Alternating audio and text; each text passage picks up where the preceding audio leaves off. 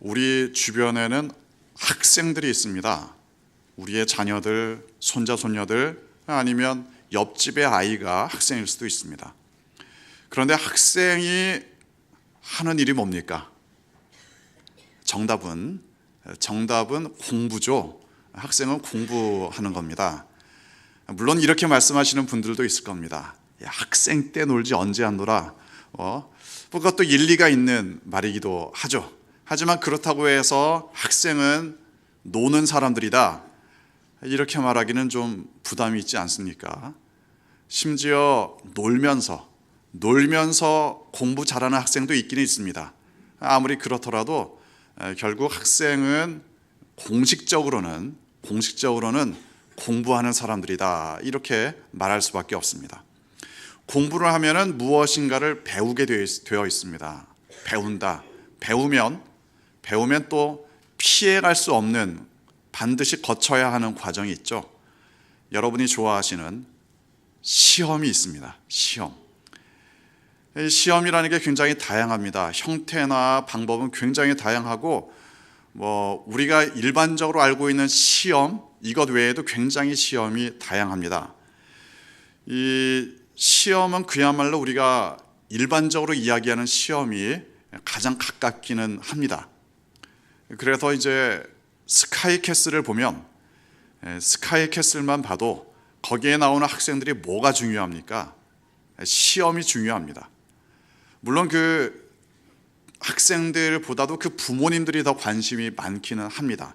그래도 여전히 시험을 잘 봐야 된다, 이런 부담감이 크죠.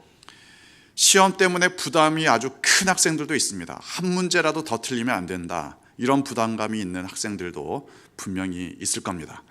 반면에 시험은 시험 봐야지, 시험 본다, 이런 학생도 분명히 있을 겁니다. 하지만 결국 그래도 시험을 보기는 봐야 합니다. 시험의 원래 취지는 그렇지 않습니까?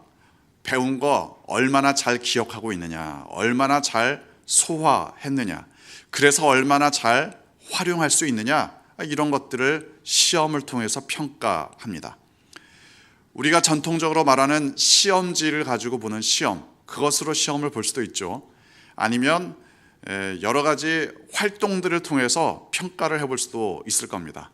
그런가 하면 리포트를 써내게 해서 시험지로는 평가하기 어려운 내용들까지도 평가하려고 합니다. 아무튼 그래도 뭐니 해도 시험하면 시험지로 보는 시험이 제맛이 아닙니까?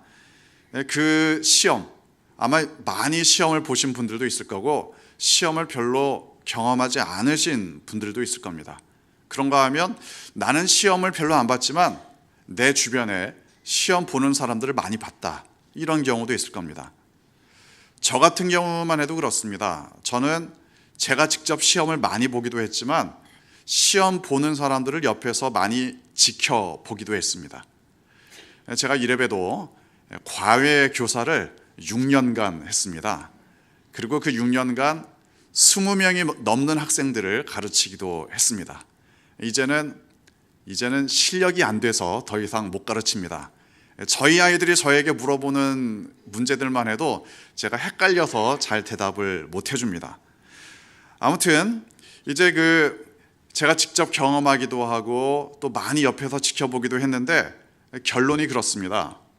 시험을 보는 사람들은 두 부류로 나뉩니다. 하나는 평소에 시험을 준비하는 경우, 또 다른 하나는 평소에 준비 안 하는 경우. 물론 특히 이제 평소에 준비를 안 하다가 마지막에 시험 보기 직전에 준비하는 학생이 있죠. 이런 경우를 벼락치기라고 합니다. 아무튼 각각의 경우가 두드러진 특징이 있습니다. 평소에 시험을 준비하는 학생은 언제 시험을 봐도 당황하지 않습니다. 그런데 벼락치기 하는 학생은 언제 시험을 봐도 당황합니다. 시험 보는 날짜가 많이 남았든 적게 남았든 이런 학생들은 항상 언제나 당황합니다. 벼락치기 하는 학생들에게 물어봤습니다. 야, 좀 그러니까 평소에 준비를 하지 왜 벼락치기를 하다가 당황하느냐? 물론 본인들도 압니다. 평소에 준비해야 된다. 본인들도 압니다. 문제는 알면서도 준비하지 않습니다. 닥치면 벼락치기라도 하는데 평소에는 준비하지 않습니다. 왜냐? 평소에는 그만큼 절박하지 않으니까. 오늘은 당장 시험 보지 않으니까. 그런데 평소에 공부하지 않으면서 마음은 편하냐? 꼭 그렇지만은 않습니다. 공부는 안 하지만 압박감은 여전한 학생들도 많습니다. 그리고 평소에는 절박하지 않고 준비도 하지 않지만 여전히 염려는 합니다. 염려는 하지만 평소에 준비하지 않는다. 그런데 이 상태가 잘못하면 좀 위험한 상태가 될 수도 있습니다. 걱정도 하고 압박감도 느낍니다. 그런데 준비는 하지 않는다. 이때 유혹이 찾아올 수 있습니다. 쉽게 성적을 올릴 수 있는 방법, 쉽게 시험을 잘 보는 방법, 아주 대표적인 방법이 있죠. 컨닝. 시험을 잘 봐야 한다. 걱정은 하지만 잘 준비를 하지 않았을 때 사용하는 대표적인 방법입니다. 또는 일반적인 학생들은 도저히 엄두를 못 내지만 만약 시험지를 미리 유출할 수 있다. 그런 식의 방법도 마지막에 유혹하는 손짓이 될 수가 있습니다. 자, 여러분이 좋아하시는 이 시험에 대해서 자세히 말씀을 드린 이유가 이겁니다. 우리에게는 마지막이 있습니다. 굳이 종말에 대해서 말하지 않더라도 모든 인간은 다 죽습니다. 모든 인간은 다 죽는데 종말이 와서 죽느냐 아니면 종말이 되기 전에 죽느냐 그 차이만 있을 뿐입니다. 모든 인간은 다 죽습니다. 천년 만년 살 것처럼 살아가지만 죽음과는 상관없이 살아가는 것 같지만 결국 모든 인간에게 마지막이 있습니다.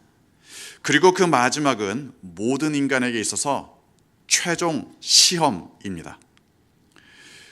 죽음이라는 최종 시험을 통해서 천국에 들어가지 못하는 사람도 있습니다. 죽음이라는 최종 시험을 맞이할 때 아주 우수한 성적으로 천국에 들어가는 사람들도 있습니다. 그래서 우리가 직접 살아가는 이 삶을 아주 쉽게 생각하면 이렇습니다. 학생들이 시험을 피할 수 없듯이, 그래서 시험 공부를 해야 하듯이 모든 인간은 죽음을 피할 수 없습니다. 그러면 죽음을 잘 준비해야겠죠. 준비를 하되 평소에 죽음을 잘 준비해야 합니다. 죽음은 나이와 상관없습니다. 젊다고 죽음이 멀고 나이가 많다고 해서 금방 죽는 것도 아닙니다. 시험과 죽음의 차이가 있다면 시험은 날짜를 압니다. 죽음은 날짜를 모릅니다. 어쩌면 그래서 내가 언제 죽느냐, 이 세상의 종말이 언제냐, 여기에 더 관심이 생길지도 모릅니다. 오늘 본문에서도 예수님의 제자들이 그걸 물어봅니다. 본문 3절 함께 읽겠습니다. 예수께서 감난산 위에 앉으셨을 때 제자들이 조용히 와서 이르되 우리에게 이르소서 어느 때에 이런 일이 있겠사오며 또 주의 임하심과 세상 끝에는 무슨 징조가 있사오리이까. 예수님께서 이 말씀 전에 뭐라고 말씀하셨느냐? 성전이 무너질 것이다. 성전이 무너질 것이다. 지금 예수님께서 제자들과 예루살렘 성으로부터 나오는 도중이었습니다.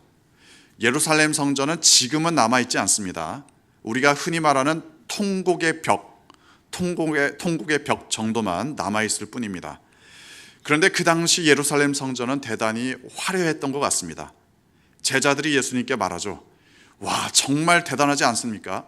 정말 화려하지 않습니까? 우리끼리 이야기지만 예수님의 제자들은 대부분 시골 출신의 촌뜨기들이었습니다. 그러니까 우리식으로 말하자면 아주 시골에 사시던 분이 서울에 가서 63빌딩을 보고 63빌딩을 보고, 요즘 같아서는 뭐 롯데월드 타워가 될 텐데 63빌딩을 보고 눈이 휘둥그레지는 것과 마찬가지일 겁니다. 시골에 있던, 갈릴리 시골에 있던 예수님의 제자들이 예루살렘에 와서 성전을 보면서 아주 놀랍니다. 또 그걸 예수님께 이야기를 합니다. 그런데 이렇게 하는 이야기 가운데 제자들은 이런 마음도 있었을 겁니다. 야, 저렇게 화려한 성전, 예수님께서 이스라엘의 왕이 되시면 다 우리가 차지하겠다, 이런 마음도 있었을 겁니다. 그런데 예수님께서는 예수님의 특기를 이 순간 발휘하십니다. 예수님의 특기는 분위기를 깨시는 게 특기죠. 한마디로 찬물을 끼얹고 있습니다. 예수님의 제자들이 성전에 대해서 입에 침이 마르도록 이야기를 했는데 예수님은 이렇게 말씀하셨습니다.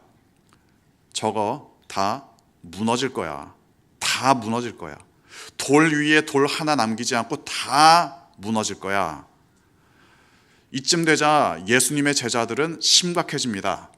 그래서 당장은 예수님께 한마디도 이야기를 하지 못합니다. 나중에 감람산에 가서야 조용히 예수님께 질문을 합니다. 그리고 그 질문은 이겁니다. 언제입니까? 언제 성전이 무너지고 언제 종말이 옵니까? 다시 말해서 이 제자들의 입장에서 성전이 무너진다, 이건 세상의 종말을 의미했던 것 같습니다. 그러니까 예수님께 언제 이 세상의 종말이 오느냐, 여기까지 질문을 했던 거죠. 종말을 생각하든 아니면 개인의 죽음을 생각하든 사람들은 언제를 굉장히 중요하게 생각합니다. 하지만 언제인지 모르는 것이 하나님의 계획입니다. 언제인지 알면 그러면 더 잘 준비하느냐? 그렇지 않습니다. 게다가 인간은 간사합니다. 언제인지 알면 결국 벼락치기 하게 되어 있습니다. 그래서 죽음에 대해, 종말에 대해 이 벼락치기가 안 되는 것이 하나님의 계획입니다. 어쩌면 또 그게 바로 하나님의 은혜인지도 모릅니다. 왜냐하면 어차피 벼락치기가 통하지 않으니까 미리 준비할 수밖에 없습니다. 그래도 죽기 전에, 세상의 마지막이 오기 전에 만약 벼락치기를 한다면 어떤 걸 할 수 있을까요? 내가 언제 죽는지를 안다면 죽기 전에 해야 할 일들이 있지 않겠습니까? 그래서 가끔은 우리가 우리 스스로에게 이런 질문을 던져야 합니다. 오늘이 내 삶의 마지막 날이라면 나는 어떻게 살 것인가? 오늘 밤 12시에 내가 이 세상을 떠난다면 나는 오늘 하루를 어떻게 보낼 것인가? 전에 우리 교회 사남선교회 모임에서 이런 프로그램을 진행한 적이 있습니다. 제가 몇 가지 질문을 미리 드리고 여기에 대해서 좀 이야기를 나누는 그런 방식으로 프로그램을 진행했습니다. 그 질문 중에 하나가 뭐였느냐? 이겁니다. 오늘 내가 죽는다면 오늘 하루를 어떻게 살 것인가?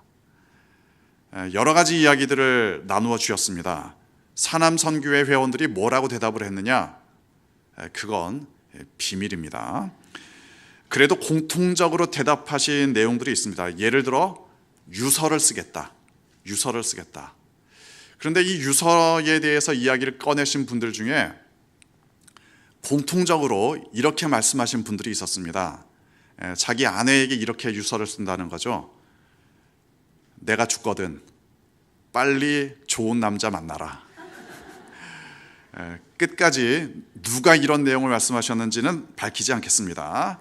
아무튼 오늘이 마지막이다. 그러면 어떻게 살 거냐? 참 다양한 이야기를 하셨습니다. 또 의미 있는 이야기들을 하셨습니다. 그 이야기들을 들으면서 저는 이런 생각을 했습니다. 마지막에 하고 싶은 이야기, 이 마지막에 하고 싶은 일들, 그걸 지금 하고 지금 행동을 한다면 어떨까? 이런 생각을 했습니다. 물론 우리가 꼭 마지막에 해야 될 일들과 행동이 있겠죠. 비밀을 이야기한다든가 아니면 재산을 어떻게 분배하겠다든가 뭐 이런 건 마지막에 말씀하시는 것이 좋습니다. 하지만 그게 아니라면 마지막에 해야 할 행동의 대부분은 지금 그렇게 사시면 더욱 좋은 일들입니다. 미리미리 하시면 됩니다. 그렇게 해서 벼락치기가 아니라 우리의 삶을, 죽음을 미리미리 준비할 수 있습니다. 40대 남자들이 밤이 깊도록 죽음에 대해서 그렇게 진지하게 대화를 나눈다. 게다가 술도 없는데 예수님 안 믿는 제 친구들 중에는 그런 부분을 부러워하는 친구도 있더군요. 아무튼 이렇게 깊이 있게 나누었던 마지막에 할 수 있는 삶의 모습들, 이걸 평소에도 살아갈 수 있다면 얼마나 좋겠는가. 이게 우리의 개인의 마지막, 또 우리의 종말을 준비하는 중요한 방법이 됩니다. 언제냐? 언제 죽냐?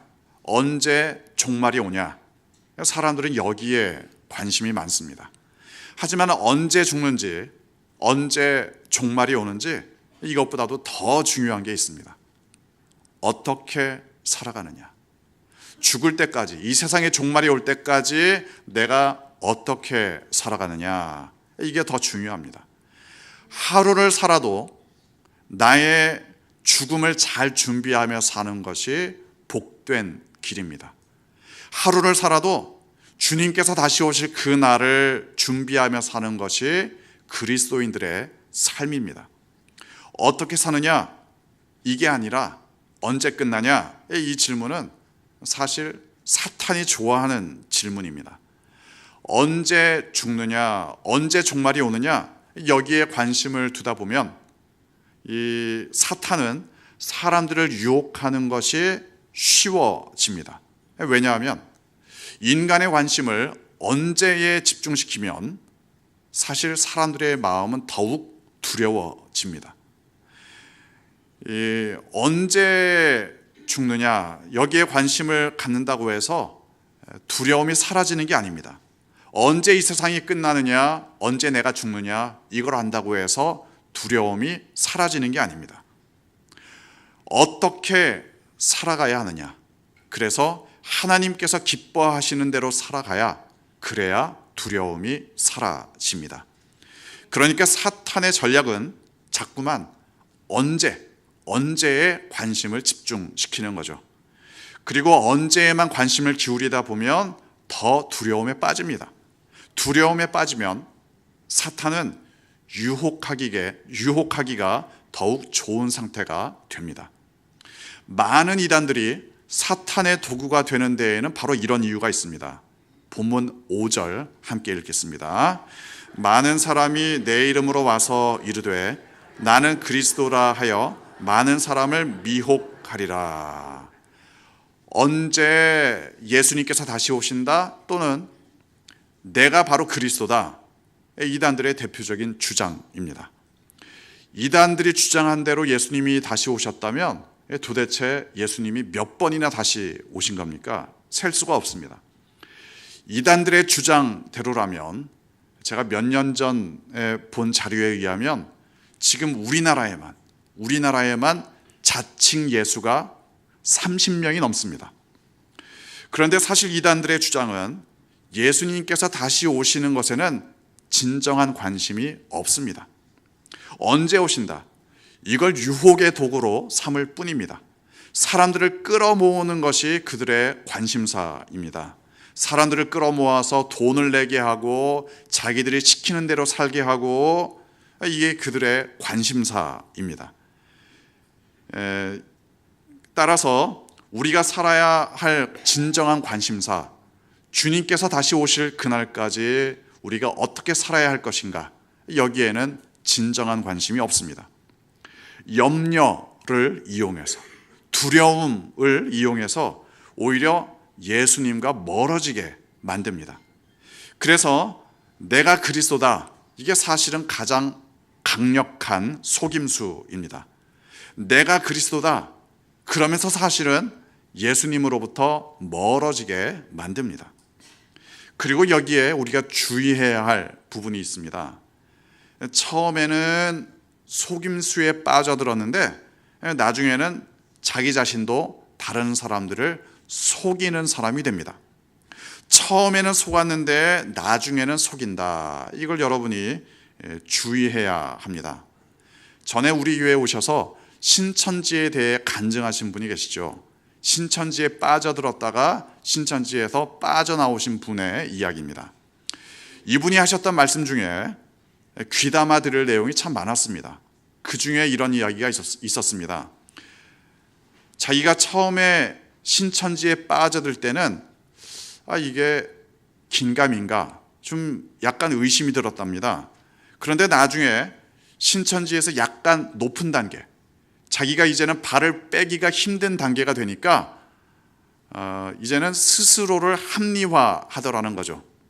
신천지가 이제는 거짓이라는 것을 알면서도 따라가게 되더라. 심지어 자기도 신천지의 속임수를 그대로 사용하게 되더라. 그래서 이제는 자기도 다른 사람들을 속여서 신천지로 끌어들이는 일을 하고 있더라. 그러면서도 스스로를 합리화하더라. 정말 무서운 이야기입니다.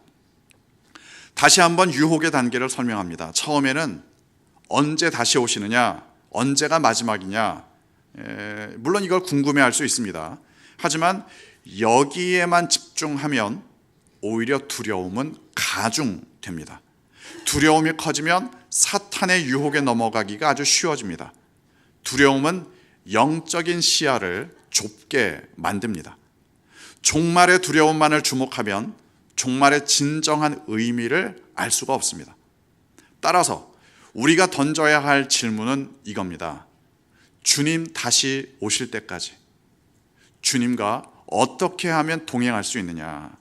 나의 마지막 날, 죽음이 오기 전까지 나는 어떻게 주님과 동행하며 살아가야 되느냐? 그러면 이제 진정한 주님의 음성을 들을 수 있습니다. 본문 6절 함께 읽겠습니다. 난리와 난리 소문을 듣겠으나 너희는 삼가 두려워하지 말라. 이런 일이 있어야 하되 아직 끝은 아니니라. 성경 전체를 통해서 우리에게 들려주시는 말씀이 있습니다. 두려워하지 말라. 두려워하지 말라. 언제 두려워하지 않게 되느냐? 하나님께서 우리와 함께 하실 때, 또 그 사실을 확신하게 될 때 두려움은 떠나가게 됩니다. 하나님께서 나와 함께 하신다. 구체적으로 어떤 의미냐? 결국 지금 내가 하나님의 뜻대로 살아가는 것, 그게 바로 지금 하나님과 동행하며 사는 겁니다. 그러면 모든 두려움을 이겨낼 수 있습니다. 그러면 언제가 마지막이냐?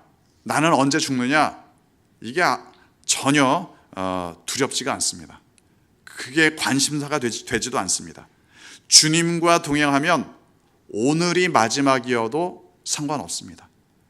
주님과 동행하면 오늘 내가 죽어도 상관없습니다. 특히 예수님께서 말씀하신 내용 중에 기억하실 부분이 있습니다. 언제냐? 제자들의 질문에 예수님은 끝까지 대답해 주지 않으셨습니다. 오히려 지금이다 싶을 정도로 두려운 상황들, 난리와 난리, 재난과 재난이 닥쳐올지라도 아직 끝이 아니다. 이건 우리를 더 두렵게 하려고 하시는 말씀이냐? 그런 게 아닙니다.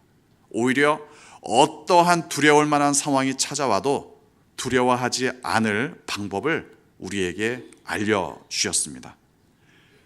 지금을 마지막처럼 살아가면 됩니다. 마지막을 지금처럼 살아갑니다. 언제나 주님과 동행하며 살아가면 됩니다. 언제나 하나님께서 나에게 주신 그 말씀을 따라 하나님과 동행하게 되면 어떠한 상황을 만나도 두려워하지 않게 됩니다. 이러한 소망의 삶, 지금을 마지막처럼 살아가는 여러분 되시기를 주님의 이름으로 축원합니다. 기도하겠습니다.